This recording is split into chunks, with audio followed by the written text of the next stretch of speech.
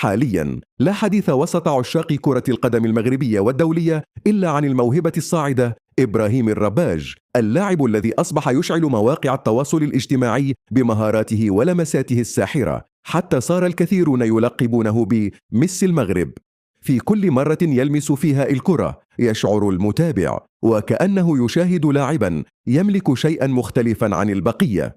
ثقة كبيرة، هدوء فوق العادة، ومراوغات تجعل المدافعين عاجزين عن إيقافه.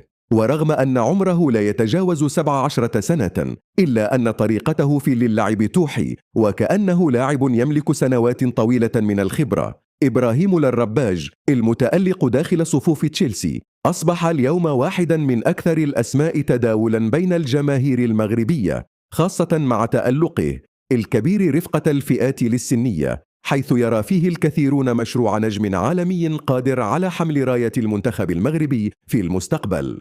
الجماهير لا تتحدث عنه فقط لأنه يسجل أو يراوغ، بل لأنه يمتع، يعيد للناس تلك المتعة القديمة في كرة القدم، حين كان اللاعب يراوغ بحب ويلعب بثقة، ويجعل الجماهير تقف من أماكنها إعجابا بما يقدمه داخل الملعب.